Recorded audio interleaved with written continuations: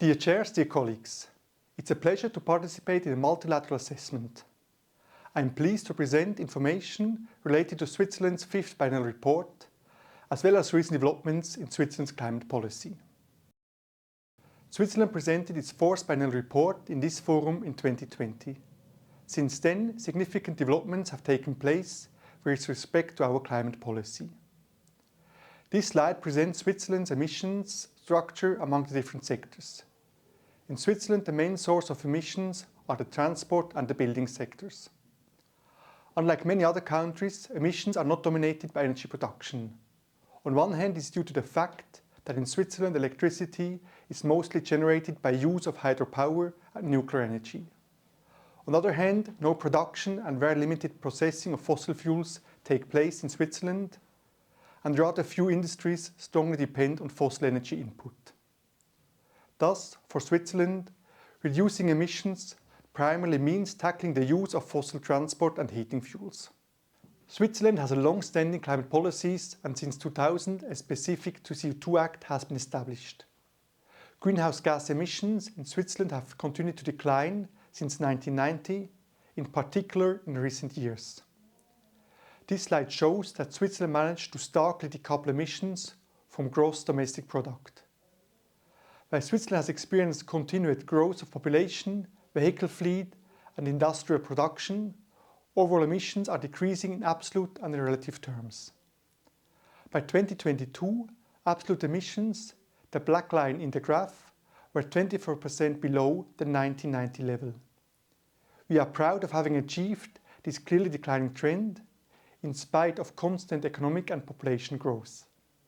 At the same time, we are aware that domestic measures alone will not be sufficient to meet our 2030 target of at least -50% compared to the 1990 level. Significant additional efforts will be necessary to achieve the higher reductions announced by the Swiss government for 2030 and beyond. Switzerland has communicated and updated its first NDC in February 2020, which we then revised in 2021 following the call from the Glasgow Climate Pact. As described in our fifth biennial report, the revision of the CO2 Act ensuring the implementation of Switzerland's first NDC was rejected in a referendum by the Swiss population on the 13th of June 2020. In order not to jeopardize the set objectives, the Swiss Parliament approved an extension of the CO2 reduction target as well as the crucial mitigation measures.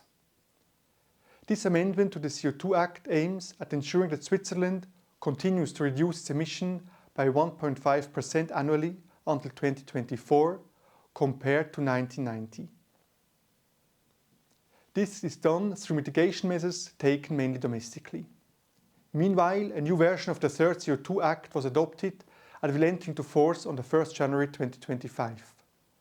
Switzerland's first biennial transparency report will contain a detailed description of the policies and measures that will guide the national climate policy up to 2030 in view of reaching the objectives formulated in Switzerland's first NDC. In 2023, the Swiss population voted to approve a new Climate Innovation Act, which defines in law our long-term strategy, including the net zero target by 2050. A few more information on the Climate Innovation Act. In June 2023, almost 60% of Swiss voters agreed on a new Climate Innovation Act, essentially making the Swiss long-term strategy a law. Switzerland became one of the first countries to pass a net zero law legitimized by a referendum. A framework for climate policy in Switzerland is established, setting specific goals, principles, and allocating roles for key actors. The new law sets a clear pathway to net zero with intermediate targets for greenhouse gas emissions, an average target of -64% for 2031 to 2040 and of -89% for 2041 to 2050, as well as annual targets of -75% by 2040 and net zero by 2050. Unavoidable emissions are to be offset with negative emission technologies, encompassing both engineered solutions such as direct air capture and natural climate solutions such as reforestation. The Climate Innovation Act also sets sectoral targets for 2040 and 2050 for buildings, transport and industry. In consistency with the Paris Agreement, the law also anchors the goal of making financial flows consistent with a pathway towards low greenhouse gas emissions and climate-resilient development. Finally, the law also defines strengths and adaptation measures that our government must take. The Climate Innovation Act defines a clear pathway to net zero by 2050. While the emissions from the use of fossil fuels in the buildings, transport and industry sectors, as well as from international transport, are currently still dominating total emissions, these sectors will become carbon-free by 2050. Some hard-to-abate emissions will remain by 2050, in particular in emissions from agriculture and some industrial processes such as cement production. With this respect, the federal government and the cantons shall ensure, within the scope of their responsibilities, that carbon sinks are available in Switzerland and abroad to the extent necessary to achieve the net zero target by 2050. Under the Climate Innovation Act, the Swiss government sets the example. By 2040, the federal administration must reach at least net zero in its emissions. In addition to direct and indirect emissions, emissions generated upstream and downstream by third parties are equally taken into account. The cantons aim at a minimum for a net zero emissions objective by 2040 for their central administrations. The same goes for the enterprises affiliated to the Swiss government. The Swiss government supports them in this role. I come back to Switzerland's current climate policy, namely the CO2 Act up to 2030. Here you can see the pool of policies and measures available to fulfill the first NDC. Proven measures are continued and strengthened. The measures are tailored to the individual sectors and ensure that emission reductions can be achieved efficiently.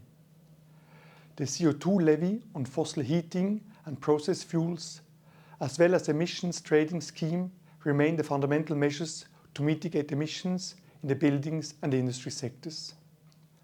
It is worth noting that the CO2 levy is designed as an incentive tax and the most is distributed to the population and companies. Accordingly, those who reduce or avoid the use of fossil fuels are the main beneficiaries. Since the first commitment period of the Kyoto Protocol, the use of international market-based mechanisms has been an element of Switzerland's climate policy portfolio.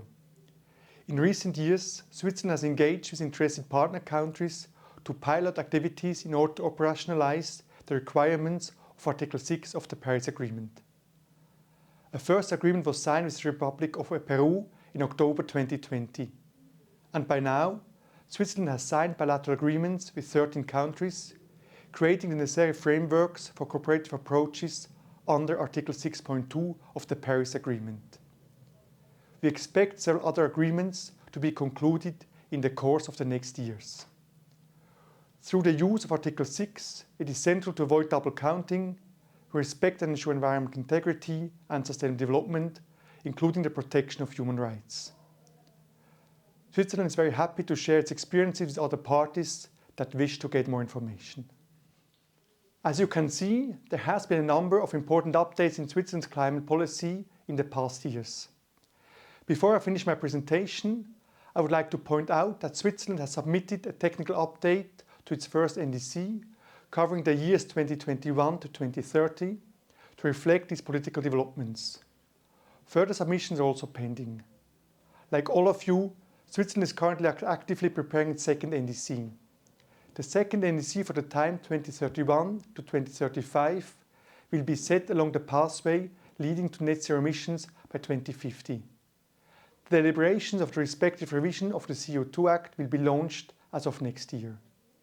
Further, we will submit at the same time a revised version of our long-term strategy, which details how Switzerland intends to achieve its net zero objective by 2050.